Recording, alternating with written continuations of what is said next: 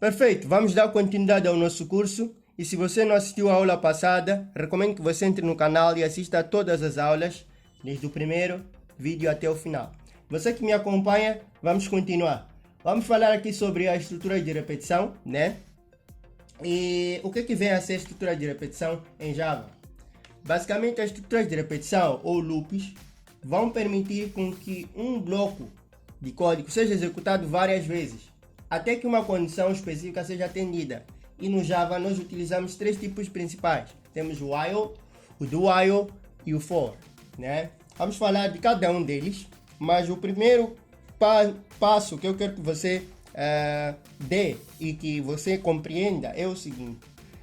Nós falamos na aula passada ou nas aulas passadas sobre as estruturas condicionais. Falamos que elas alteravam o fluxo de controle e o fluxo de execução do nosso programa, permitindo com que os nossos programas tomassem decisões se eles executariam um bloco de código ou um outro bloco de código. Agora aqui nas estruturas de repetição, nos loops, vamos passar a falar loops. Nos loops nós vamos ter aqui algo além. Nós vamos ter uma condição, né? E ela vai permitir com que o nosso programa ainda tome, né, decisão. Porém, a decisão dele também vai impactar na forma como é executado. Ele vai manipular a execução, permitindo que o nosso código, o bloco de código que a gente decidir, a gente escolher, seja repetido, né? Ele seja executado várias vezes, né? Até que essa condição que a gente definiu seja atendida. Isso é muito útil, porque imagina, às vezes a gente tem várias coisas para serem feitas. Nós, por exemplo, vamos ter um objeto e queremos que aconteça algo. Temos instruções específicas, né? E queremos que essas instruções se repitam. Então, nesse momento, em alguns momentos, nós vamos utilizar as estruturas de repetição para facilitar isso. Isso vai nos permitir fazer códigos curtos, vai nos permitir reduzir o tamanho.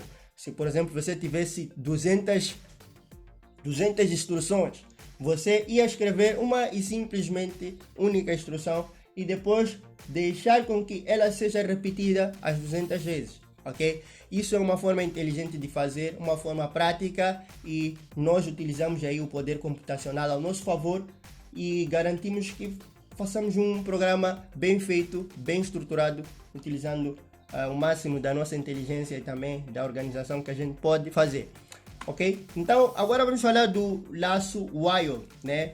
Que do inglês significa enquanto.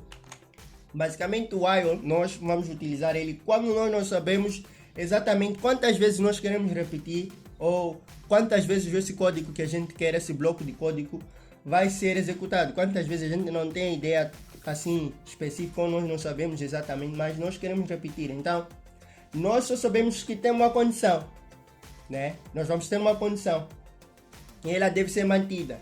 Então enquanto a condição é verificada, ele vai estar a executar, né, aquele bloco de código até que a condição seja atendida.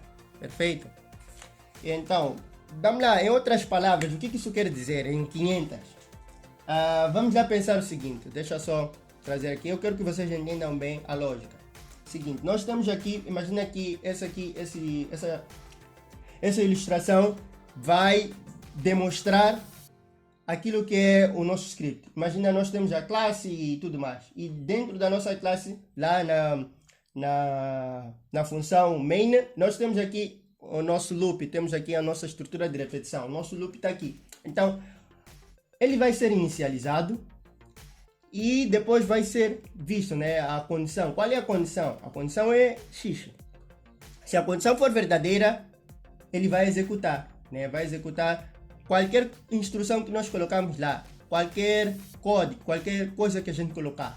Depois nós sempre temos que ter um incremento, quando se tratar do while, né? Temos que ter um incremento para poder fazer com que ele passe para uma outra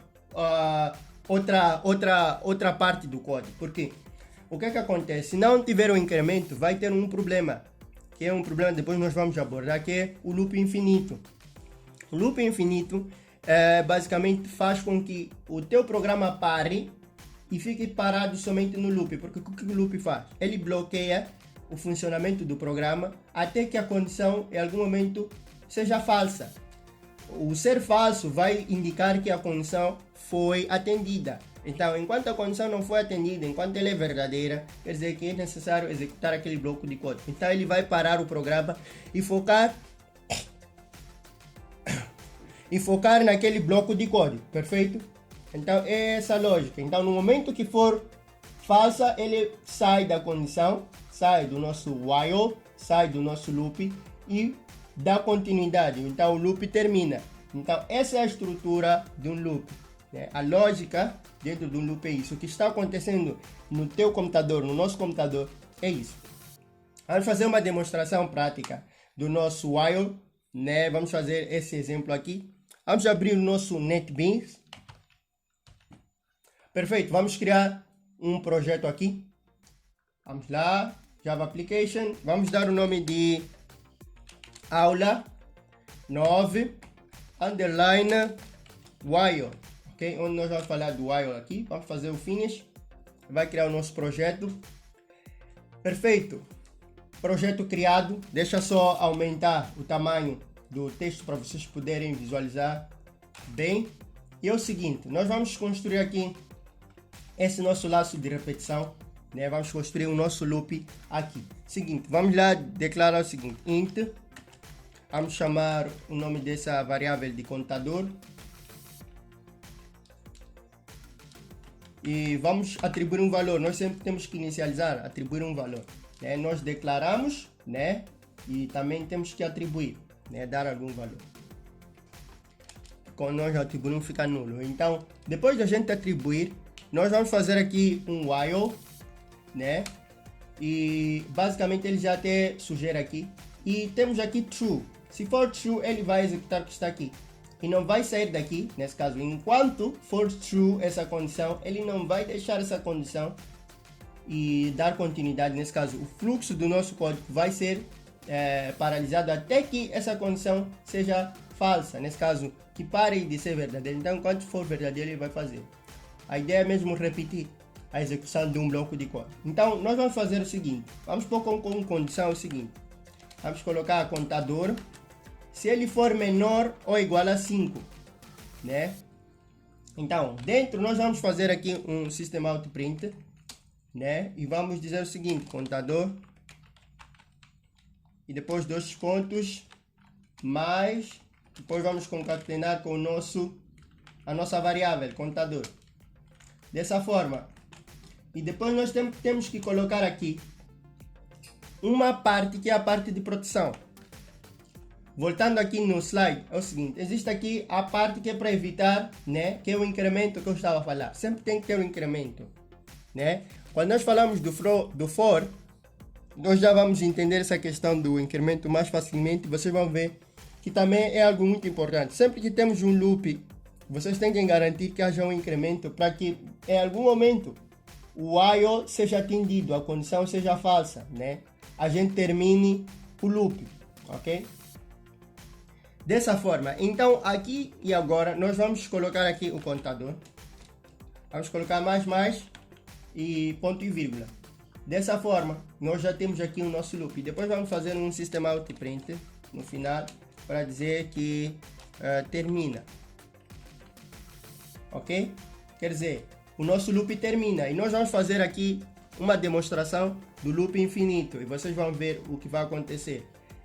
Normalmente o programa trava, é muito provável com que a instância que a gente pôr aqui a funcionar dê um bug, né? Então um loop infinito trava o programa, porque o que acontece? O teu programa fica ali tentando ser, como é que posso dizer? Ele fica ali tentando satisfazer a condição. Então, enquanto a condição é verdadeira, ele mantém no loop e não executa mais nada. Automaticamente, depois que isso acontece, porque a máquina tem um poder computacional muito grande, vocês vão perceber que quando nós colocamos aqui, em pouco tempo ele vai executar o nosso while, né? Mesmo que a gente, por exemplo, tivesse uma lista grande, ele ia executar, né? Então, se você deixa o loop infinito, ele vai ficar a executar, só que depois o próprio Windows vai entender, o sistema operacional vai entender que ali há um problema, então o programa trava. Simplesmente ele trava. Então é melhor até nós salvarmos aqui. Ainda não vamos fazer essa demonstração, depois que a gente ver aqui o funcionamento, vocês vão ver. Ok, vou dar o play aqui para rodar. E ele rodou, né? Contador 1, né? Ele executou. Contador é menor ou igual a 5? Sim, é menor ou igual a 5. Então ele executou. Depois ele, ao invés de vir para cá para o terminar, ele volta para cima. Pergunta, a condição ainda é verdadeira? E o código retorna, sim, é verdadeira. Então ele executou.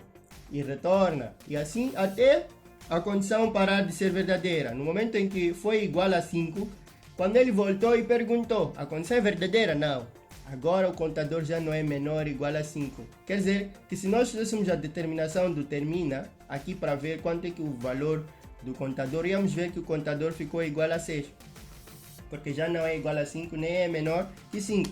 Vou colocar termina e vou concatenar com o contador. Vou salvar só para vocês terem a ideia. Nosso programa rodou e viu, notaram o que eu disse. É igual a 6.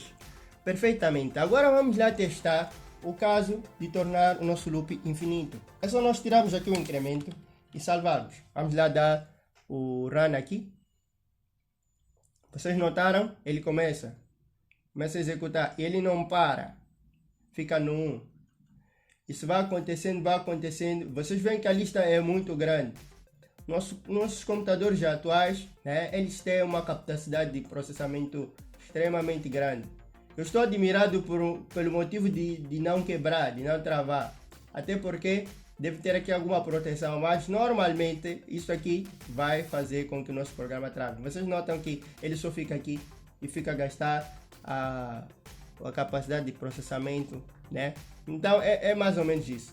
E vocês veem, nem dá para eu parar aqui. Só posso mesmo abortar, né? Fechando aqui, clicar, né? Então dessa forma ele vai cancelar a execução do programa. Então tenham cuidado com os loops infinitos. Então nós vamos parar por aqui. Na próxima aula nós vamos continuar. Vamos falar do do while, né? Que significa faça enquanto, né? O do while, né? Da tradução de inglês. Perfeito. Então nos vemos na próxima aula. Tchau.